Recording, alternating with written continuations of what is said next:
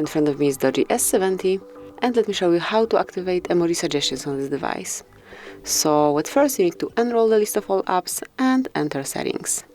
Now find and pick system and reach languages and input. Here go to virtual keyboard and select Gboard.